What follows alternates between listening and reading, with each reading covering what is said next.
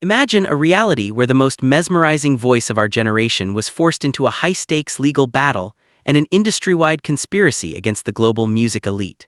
When a 7-year-old girl stepped onto a massive international stage, absolutely no one in the room was prepared for the raw, heavy, century-old soul that poured out of her mouth.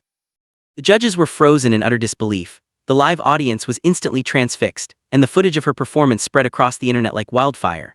But behind this mask of flawless overnight viral fame lies a narrative that is far more sinister.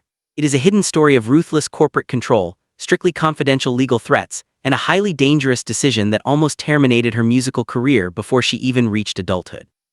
The sweet, innocent child you think you know was actually fighting a brutal system designed entirely to break the spirit of young artists. This illusion of perfection began back in 2014, when the world first witnessed a tiny child tackling Billie Holiday's most tragic and heavy masterpiece, Gloomy Sunday. On the surface, it looked like a rare, captivating vocal trick, but the haunting depth vibrating from her vocal cords felt terrifyingly real.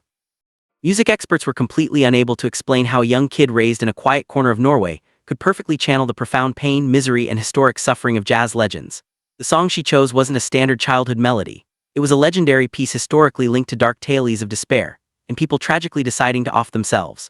Wild speculation exploded among industry insiders, with many feeling deeply unsettled by such an extreme visual contrast.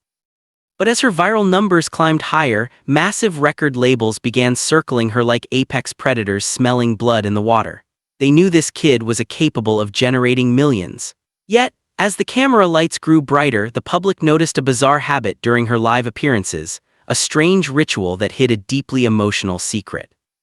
Every single time she walked out to the center of a grand stage, she was completely barefoot. For years, the general public assumed it was just a clever marketing gimmick cooked up by management to make her look eccentric and distinct from other child stars. However, the reality behind this choice is much more touching and controversial. When she was just a toddler traveling in a developing country, she encountered a young girl on the freezing streets whose bare feet were cut and bleeding.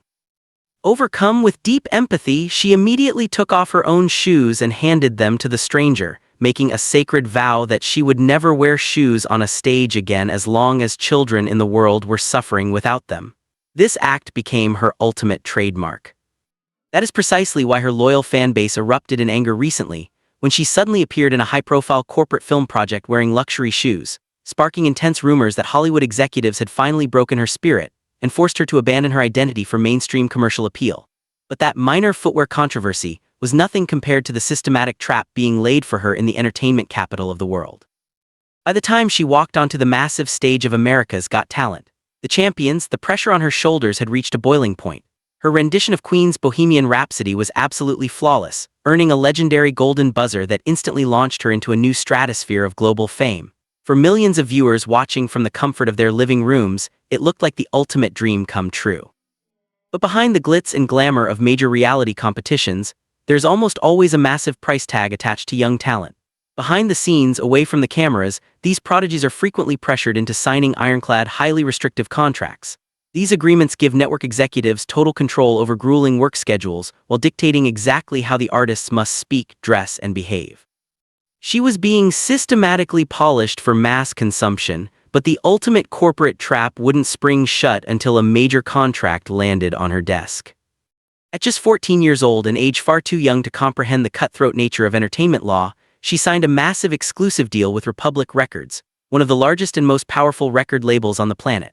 In an instant, she was thrust into high-end recording studios alongside Grammy-winning production team, the masterminds behind dozens of #1 hits for the world's biggest pop icons. Her global expected an immediate explosion of new music to dominate the charts. Instead, what followed was a deafening years-long silence. Months turned into years, and she released almost no new music, virtually vanishing from the mainstream radar. Whispers and dark rumors began spreading through the industry grapevine. Insiders revealed a massive ideological war happening behind closed doors, where corporate suits were actively trying to suppress her raw, authentic jazz style. They wanted to force a unique, old-school soul into a generic, auto-tuned pop box. She had fallen victim to a notorious industry tactic known as shelving, a process where a megalabel buys a prodigy's exclusive rights simply to lock them away in a vault, preventing them from growing and threatening the label's already established superstars. But her artistic spirit completely refused to be a puppet for wealthy executives. In a high-stakes maneuver that absolutely shocked the entertainment industry, she took the incredibly dangerous step of cutting all ties and breaking away from the major label system entirely. She chose the lonely, highly risky path of becoming a completely independent artist, operating without a single dollar of corporate backing. Walking away from the financial power and massive promotional network of a multi-billion-dollar machine is a move that almost always spells career death for a teenager. Yet, she bet everything on herself, launching her own independent management and releasing deeply personal albums inspired by her grandmother's poetry. She proved to the entire world that without a major label, she could still completely sell out massive iconic venues, including the legendary International Theater in Las Vegas, entirely on the strength of her voice and a hyperloyal. She believed she had won the war against a corrupt system, but the industry gatekeepers weren't done trying to destroy her. The hidden tension finally exploded into a massive public scandal when she entered the national selections for the global competition through Grand. Out of nowhere, just days before the official lineup was set to be announced to the country, her name vanished and she abruptly from the contest. Mainstream media outlets immediately launched a smear campaign, claiming her exit was due to logistical issues, lack of preparation, or bad management. The national television network hosting the event went on the offensive, publicly attacking her team, demanding thousands of dollars in damages, and accusing her of a severe contractual violation. The public backlash turned against her, until highly confidential legal documents were leaked to the public, exposing a terrifying truth. Her legal team was forced to break their silence, revealing that her exit had absolutely nothing to do with money, scheduling, or unprofessionalism. During the preparation for the show, serious safety concerns and active death threats from unknown entities had targeted her directly. Rather than protecting the young artist, the network seemingly ignored the danger to focus entirely on TV ratings. After a tense, 7-month legal standoff behind closed doors, the television network quietly threw in the towel and dropped all charges, realizing they had zero leverage in a court of law. Today, after surviving endless waves of corporate suppression and legal warfare, she stands tall as the ultimate symbol of independence in the modern music industry. She manages her entire musical empire completely on her own terms, controlling every single note she sings without a single corporate executive pulling her strings.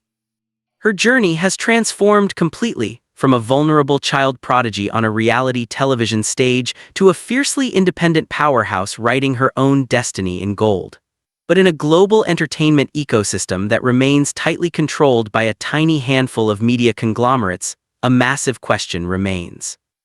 Can an artist who dared to expose the dark side of major labels and walked away from millions truly stay at the top forever? Or are the industry gatekeepers quietly plotting in the dark to finally silence a voice that is simply too honest?